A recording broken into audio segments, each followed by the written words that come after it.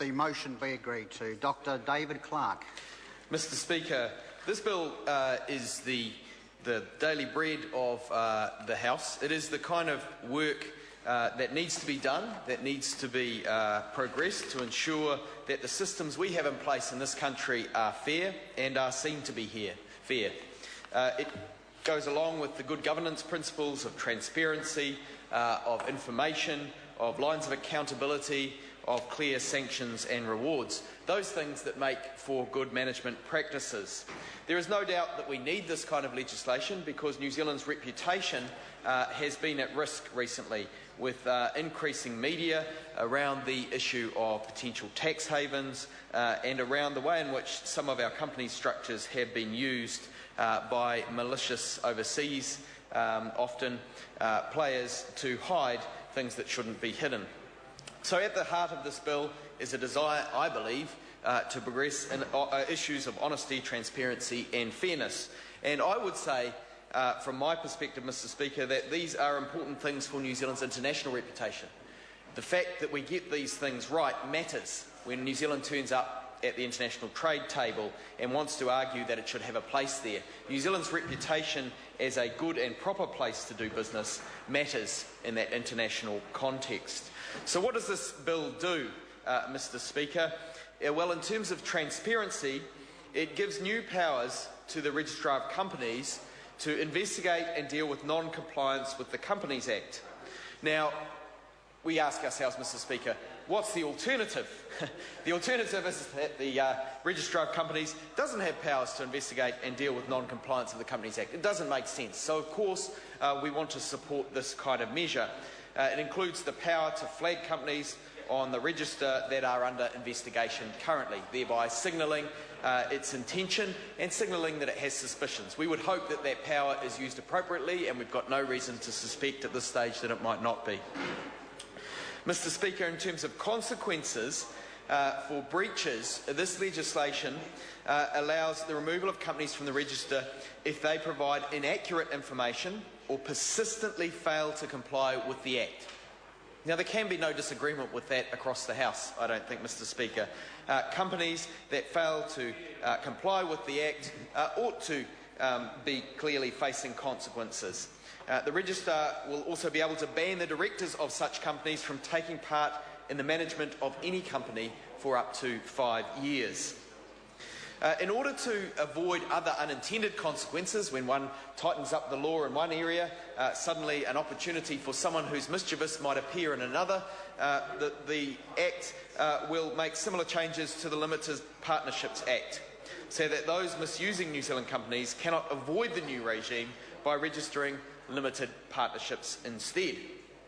Now, further, in terms of transparency, in the interests of better information, the bill will better align the Companies Act with the Takeovers Code to ensure shareholders understand the effects that changes in company control will have on the value of their shares. Again, little to disagree with here. And then there is the further consequence of introducing criminal offences for directors who commit a serious breach of their duties to act in good faith and in the best interests of the company. Mr Speaker, I expect that there will be nobody in the House who will want to disagree with that either. When we see criminal offences by directors who commit serious breaches, they have a duty to act in good faith. Nobody would want to see them getting away with that. And so directors who commit offences of a serious nature are liable for imprisonment of up to 5 years or for fines of up to $200,000. So these consequences, this transparency and this provision for avoiding further unintended consequences is all something that the Labour Party wants to support.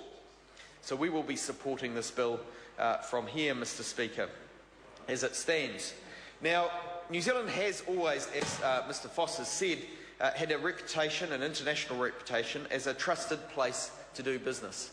And as I said in my opening statements, this is something we need to defend heartily. The World Bank and the International Finance Corporation have ranked New Zealand the easiest of 183 countries in which to start a business. Now, we in the Labour Party have concerns about this reputation being undermined.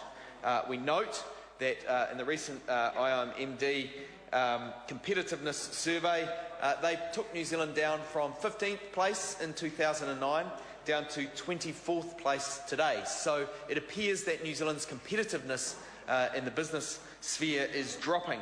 And interestingly, and in line with the parties put forward by this side of the House, research and development was recognised as a driver of that poorer ranking. And that is a concern.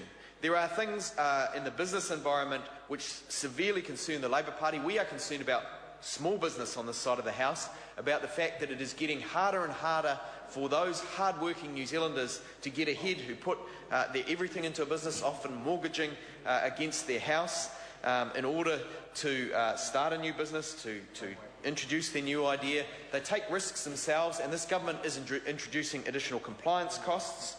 It is making New Zealand a less competitive base to do business relatively. Recently they put on to businesses the cost of retrieving child support for overdue payments. They put on additional compliance in respect of collecting information in respect of cleaners and paperboys in the budget before last. So this is a government that doesn't seem to be terribly interested in small business generally, but at least in this piece of legislation, they are trying to preserve our reputation as a trusted place to do business. And that's why we on this side of the House will be supporting it. This international media attention so far, and local, has focused on on overseas interests exploiting New Zealand's incorporation process by using New Zealand registered shell companies to undertake illegal activities. And the government has been aware of this issue for some time. How could they not be? It has been in the media. And this bill, it seems, is finally part of addressing this issue. Now, it is unfortunate, I have to say, that the Minister has been dragging his feet on this matter.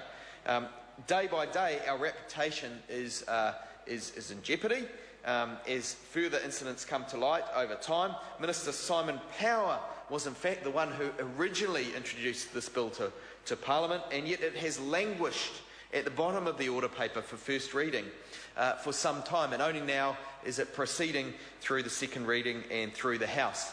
And so our concern from this side of the House, Mr Speaker, is for the time that it's taking for this bill to pass through the House.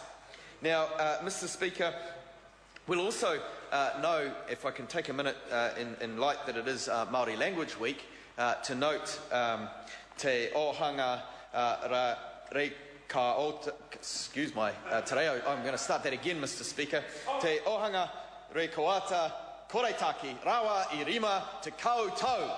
This government has the worst economic record of any government in the last 50 years, Mr Speaker, and so there are wider issues that we think need to be addressed. We think that issues such as pro-growth tax policy ought to be brought in. We think that universal savings ought to be brought in. We think that affordable housing is a necessity. John Key says that Kiwis are not paying too much for their power. He says the power companies are on the right side of this argument, Mr Speaker. These wider issues do affect New Zealand's reputation as a place to do business, which cuts to the heart of this bill. And we know that these policies, and particularly the power policy, if I may, does introduce an element of competitiveness into business. A 5 to 7% reduction in cost for small business will make a serious impact on small business in New Zealand, and that's Labour policy. Labour wishes to bring in New Zealand Power, which will reduce the cost for small business. A point of order, Jonathan Young. Speaker's time must be up, sir. Oh, that's not a point of order. Mr Speaker, he's telling you how to do your job. No, that's not a point of order, and I have mentioned to the indicated to the member that we're on a second reading speech, and this is about a report back from the Select Committee. It's not about introducing new material. Dr David Clark, 50 seconds remaining. Thank you, Mr Speaker, and I do need all of those 50 seconds because this, about New Zealand's reputation is where I'm getting to, and reputation as a place to do business. And I'm sure that Speaker will get their chance to put the case for New Zealand having a good reputation, and we will not argue that that is important, but he will struggle to defend the economic record of his government, which genuinely is the worst of any government in the last 50 years in this country.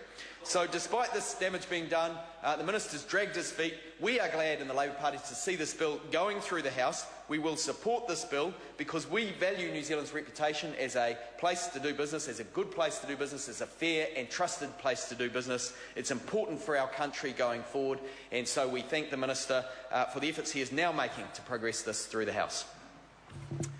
Call Jonathan Young. Thank you, Mr. Speaker. Well, just in